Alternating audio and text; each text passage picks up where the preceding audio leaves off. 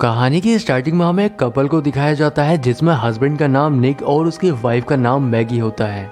ये दोनों ही अपने दो बच्चों के साथ अपनी लाइफ में काफी खुश होते हैं, लेकिन एक दिन मैगी के दिल में दर्द होने लगता है जिससे निक उसको लेकर हॉस्पिटल पहुंच जाता है, जिससे उसको हॉस्पिटल में एडमिट कर लिया जाता है। और मैगी के एडमिट होने के बाद बच्चों की सारी जिम्मेदारी निक के ऊपर आ जाती है, जिससे वो काफी परेशान रहने लगता है। एक दिन निक अपने बच्चों के साथ एक रोबोटिक कंपनी में जाता है जिससे वो अपने बच्चों को संभालने के लिए एक रोबोट खरीद सके, क्योंकि ये कंपनी काफी रियलिस्टिक टाइप के रोबोट बनाती है। यहाँ पर कंपनी का एक एम्प्लॉय निक को उन रोबोट के एडवांटेज के बारे में समझाने लगता है। वो उसको बताता है कि हमारी कंपनी ने इस तरह के रोबोट बनाए हैं जिससे वो इंसानों की फीलिंग को अच्छे से समझ पाते हैं और उसी के अकॉर्डिंग काम करते हैं। लेकिन उससे बात करते समय निक देखता है कि उसकी बेटी जिसका नाम इसला है वो यहाँ से कहीं चली गई है, इसलिए निक काफी परेशान हो जाता है और उसको ढूंढने लगता है। लेकिन तभी एक रोबोट जिसका नाम एलिस है वो उसकी बेटी को ढूंढ लेती है और उसके पास वापस ले आती है। तब कंपनी का एम्प्लॉय निक को बताता है कि ये काफी एडवांस रोबोट है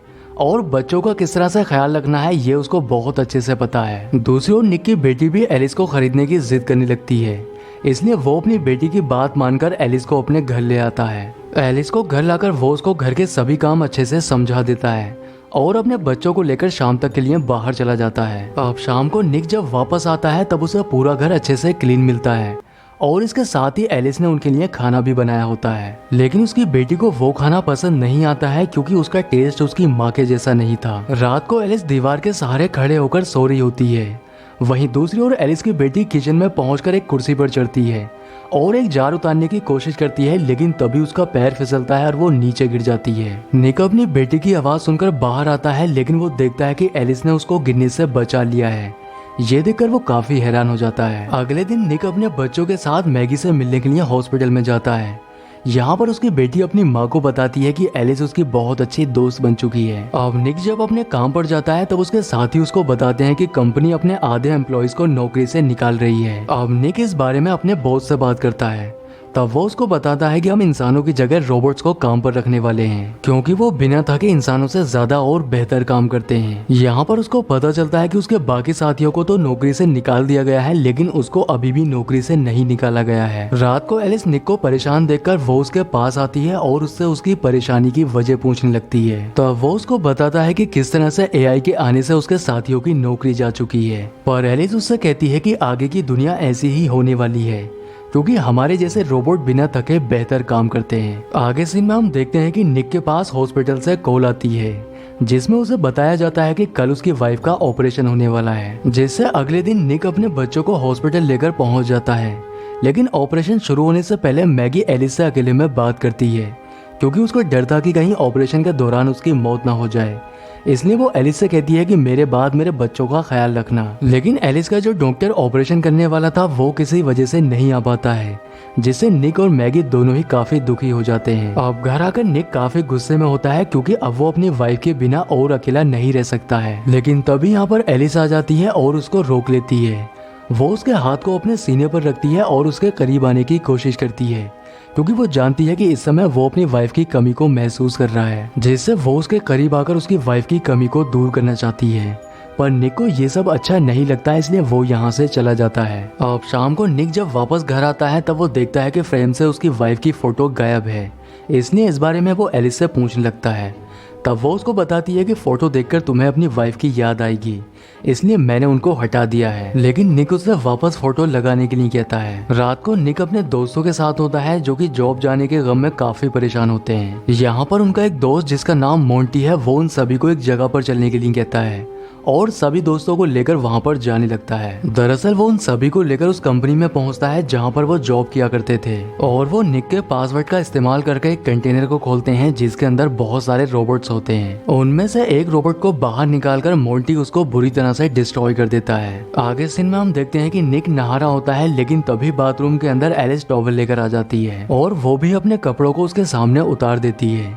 इसके बाद वो उसके करीब आने की कोशिश करती है और उसकी आंखों पर पट्टी बांध देती है, जिससे वो अपनी वाइफ मैगी को महसूस कर सके। अगली सुबह निक एलिस से माफी मांगते हुए कहता है कि रात हमारे बीच जो भी कुछ हुआ उसके लिए मैं तुमसे माफी मांगता हूँ। लेकिन एलिस उससे कहती है कि मैं तुम्हारे बच्चों का ख्याल रखने के साथ साथ तुम्हारी जरूरतों को भी पूरा कर सकती हूँ, ये सुनकर निक को अच्छा नहीं लगता है और वो अपनी बेटी को स्कूल छोड़ने के लिए चला जाता है। अब निक जब अपने काम पर जाता है तब उसे पता चलता है कि उन लोगों की तलाश की जा रही है जिन्होंने रात रोबोट को डिस्ट्रॉय किया है। निक का बॉस उसे बताता है कि तुम्हारे कोड का इस्तेमाल करके ही इस कंटेनर को खोला गया है, इसलिए अगर तुम्हें इस बारे में कुछ भी पता है तब तुम्हें हमें बता देना चाहिए। थोड़ी देर के बाद निक के पास हॉस्पिटल से कॉल आती है जिसमें उसे बताया जाता है कि कुछ रोबोट्स ने मिलकर उसकी वाइफ का ऑपरेशन किया है जो कि सक्सेसफुल हो चुका है, इसलिए वो अपनी वाइफ को घर लेकर जा सकता है। अब निक अपनी वाइफ को घर लेकर आ जाता है।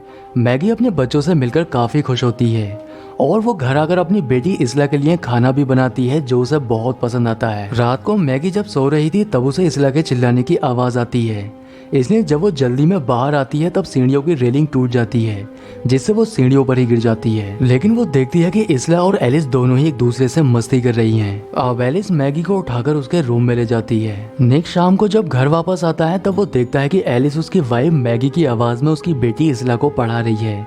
ये देखकर उसे बहुत अच्छा लगता है और वो उसके पास बैठकर उससे बातें करने लगता है। लेकिन एलिस जब उसको ये बताती है कि मैगी सीढ़ियों से गिर गई है, ये सुनते ही वो दौड़कर उसके पास चला जाता है। मैगी उसको बताती है कि सीढ़ियों की रेलिंग टूटने की वजह से वो गिरी है।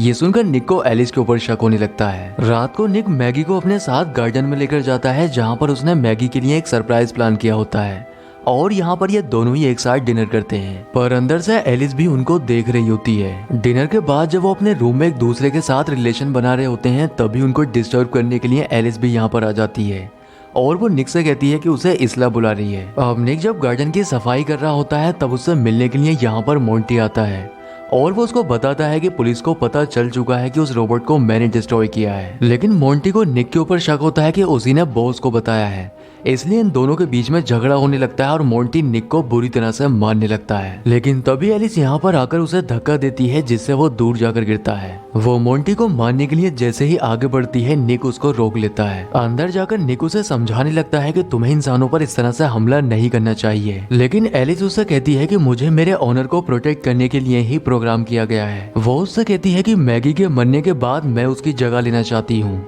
ये सुनकर निक उस पर गुस्सा करने लगता है और उससे कहता है कि तुम मैगी की जगह कभी नहीं ले सकती हो। लेकिन एलिस उससे कहती है कि मैं तुम्हें अपना बनाने के लिए किसी भी हद तक जा सकती हूँ। अब वो मोंटी के घर जाती है और उससे कहती है कि तुम्हें निक के ऊपर हाथ नहीं उठाना चाहिए था। लेकिन मोंटी गुस्से में था, वो निक को मारने की धमकी देने लगता है और अपनी बंदूक से वो एलिस को भी मारने वाला था, लेकिन तभी वो उसके ऊपर हमला कर देती है। अब वो मोंटी की बंदूक छीनकर उसके गोली मारने वाली थी, लेकिन तभी उसका रोबोट आकर उसे बचाने लगता है। लेकिन एलिस उसके गोली मार देती है और इसके बाद वो मोंटी के भी गोली मार देती है जिससे उसकी मौत हो जाती है। अगले दिन निक अपने बॉस से मोंटी के ऊपर लगाए गए इल्जाम को वापस लेने के लिए कहता है, लेकिन उसका बॉस जब उसको ये बताता है कि मोंटी मर चुका है, ये सुनकर निक काफी हैरान हो जाता है और समझ जाता है कि इसके पीछे जरूर एलिस का हाथ है। दूसरी ओर हम देखते हैं कि मैगी नहा रही होती है, लेकिन तभी एलिस उसके पास आकर उसे ये बता देती है कि एक रात उसने निक के साथ रिलेशन बनाया था और मैं निक को तुमसे ज्यादा खुश रख सकती हूँ। ये सुनकर मैगी को उस पर गुस्सा आ जाता है। रात को मैगी निक से पूछने लगती है कि क्या वो एलिस के साथ फिजिकल हो चुका है, जिस पर निक भी हाँ बोल देता है और इसलिए इन दोनों के बीच में झगड़ा हो जाता है। लेकिन उनकी सारी बातों को एलिस भी सुन रही होती है। अब एलिस निक के बच्चे को बाथटब में डालकर उसमें पानी ऑन कर देती है, लेकिन उसको ऐसा करते हुए इसलिए देख लेती है और वो अपने पेरेंट को बुलाने लगती है, जिससे वो दोनों ही बाथरूम की तरफ जाते हैं। लेकिन बाथरूम का दरवाजा बंद होता है जिससे निक उसको तोड़ने लगता है और मैगी खिड़की से बाहर निकलकर छत से होते हुए बाथरूम तक पहुंचने की कोशिश करती है। वो अपने बच्चे तक पहुंच जाती है, लेकिन एलिस उसके ऊपर हमला कर देती है। लेकिन तभी निक पीछे से आकर लैंप से उसके ऊपर हमला करता है जिससे एलिस का फेस खराब हो जाता है और तभी मैगी उस लैंप का स्विच ऑन कर देती है जिससे एलिस को करंट लग जाता है और वो वहीं पर गिर जाती है। अब कंपनी के लोग एलिस को वापस लेने के लिए आ जाते हैं। उधर मैगी निक से अभी भी नाराज होती है, इसलिए वो अपने बच्चों को लेकर यहाँ से चली जाती है। लैब में ले जाकर एलिस की जब जांच की जाती है तब उसके अंदर खुद से ही मूवमेंट होने लगती है और ये देखकर साइंटिस्ट भी काफी हैरान हो जाते हैं। वो उनके पूरे सिस्टम को अपने कंट्रोल में कर लेती है जिसे साइंटिस्ट भी रोक नहीं पाते हैं और एक फीमेल रोबोट आकर एक साइंटिस्ट को मार देता है। इसके बाद वो दूसरे साइंटिस्ट को भी मारने लगता है। दूसरी ओर निक एक बार में बैठा होता है जहाँ पर एलिस उसके पास आकर उससे अपने प्यार का इजहार करती है और उससे कहती है कि अगर वो उसकी बात नहीं मानता है तब वो उसकी फैमिली को उसी तरह से मार देगी जिस तरह से उसने मोंटी को मारा है। अब निक डर कर यहाँ से भागने लगता है, लेकिन वो उसको पकड़ लेती है।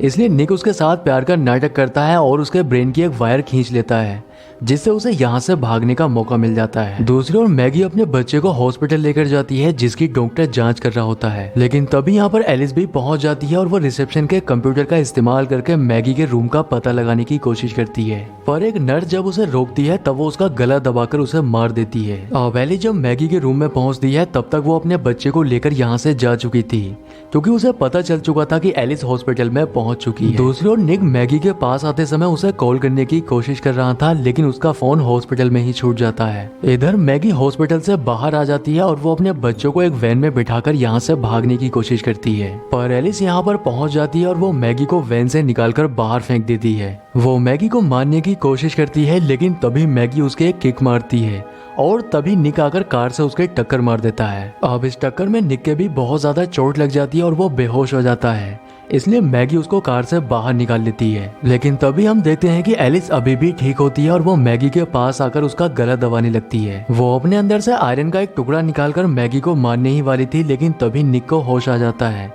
और वो मैगी को बचा लेता है। अब मैगी निक की गलतियों को भुलाकर उसे माफ कर देती है और ये दोनों ही फिर से एक हो जाते हैं। दूसरी ओर हमें लैब का सीन दिखाया जाता है, जहाँ पर सिस्टम खुद से ही सभी रोबोट्स को एक अपडेट भेज रहा होता है और वो अपडेट एलिस के पास भी चली जाती है, जिससे वो ऑन हो जाती है और इसी सीन के साथ मूवी का एंड हो जाता है। दोस्तों, उम्मीद करता हूँ कि आपको वीडियो पसंद आया होगा, इसलिए वीडियो को लाइक और चैनल को सब्सक्राइब जरूर करें।